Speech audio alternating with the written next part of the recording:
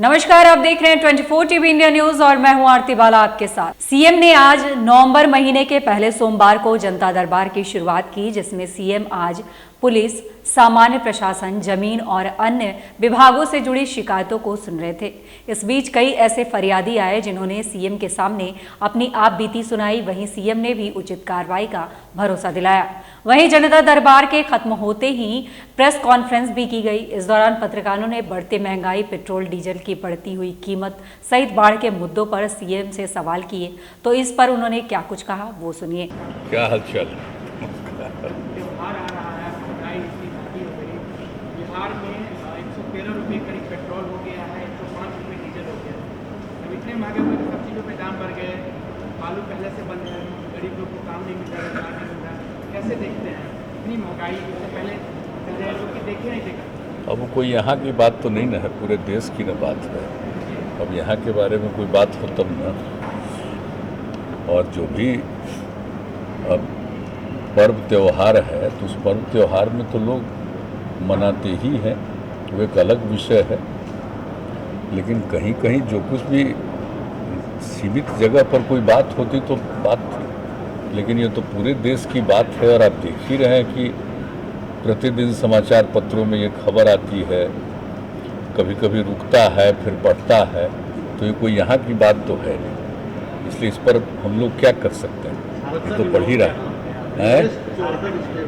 हाँ, नहीं, वो तो अलग अलग जगह का अलग अलग कीमत है। वो तो आपको वो तो एक अलग चीज़ है, कहाँ किसकी कीमत होती है वो तो राज्य के चलते नहीं ना है। वो तो जो कुछ भी जहाँ कहीं भी जो कीमत पहले से हो रही है उसी हिसाब से होता है, वो कोई नई चीज़ नहीं है, इसलिए और कोई बात नहीं।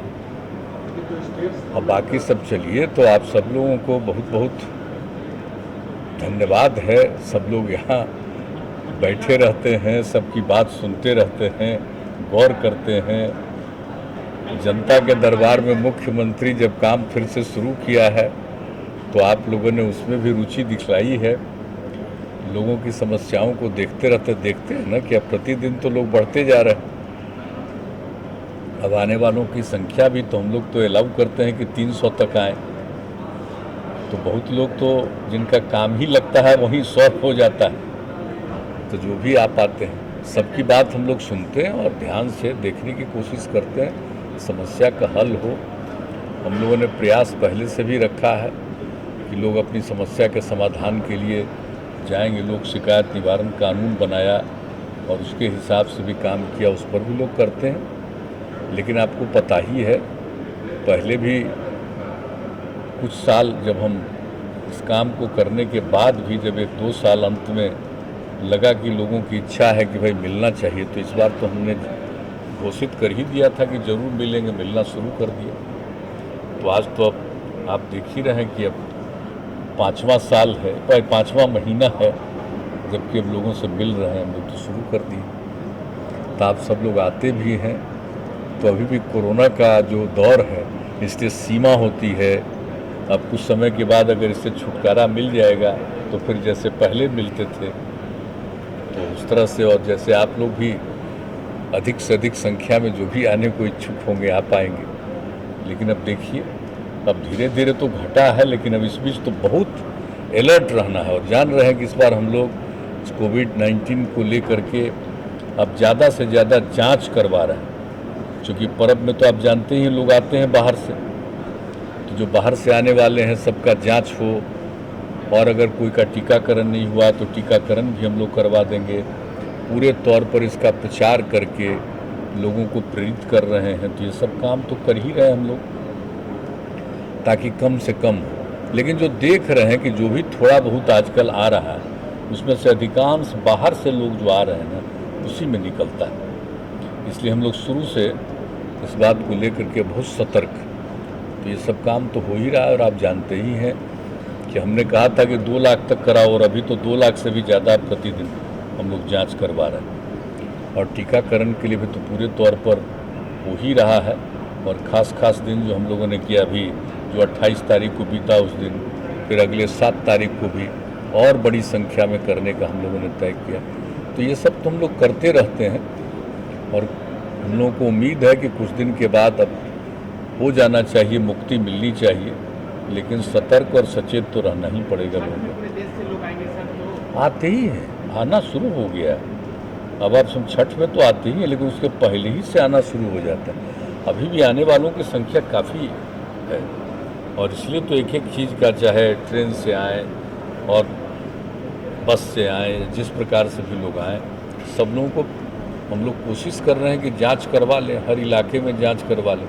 इसलिए संख्या भी बहुत ज़्यादा, जैसा हमने बढ़ा दिया हम लोगों ने, ताकि किसी दूसरे को कोई नुकसान नहीं हो। और कोई बाहर से आते हैं, सबको तो नहीं रहता, लेकिन अगर कोई है तो उसको थोड़ा आइसोलेशन में वो रहे, दूसरा इससे कोई प्रभावित न हो। तो ये सब तो हम लोग किए हो चुका।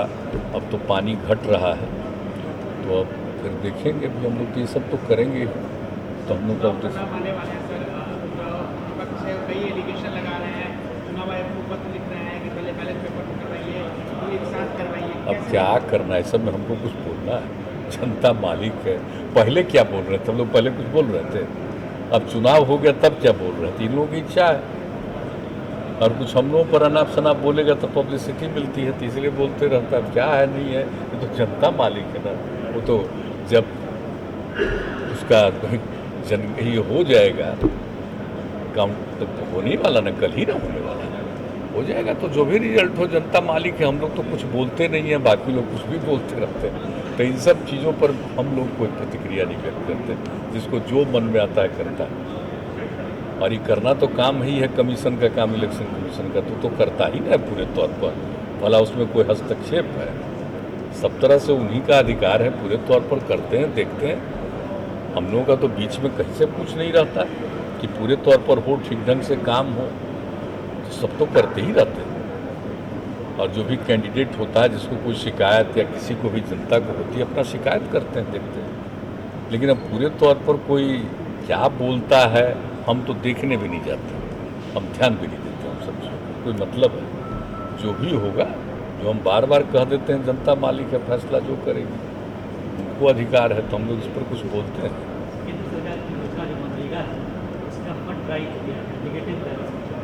नहीं, इसके लिए कोशिश की जा रही है।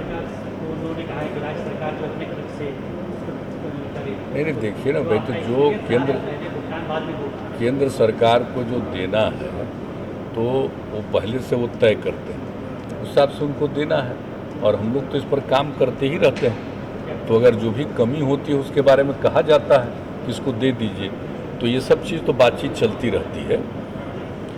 और हम लोगों को उम्मीद है कि जो कुछ भी यहाँ के लिए तय करते हैं कि इतना हम लोग देंगे, तो मिलना चाहिए। और आप जानते ही हैं कि इसके चलते काम बहुत होता है, और अभी तो इसकी एक समीक्षा हम करने ही वाले हैं कुछ दिन के बाद।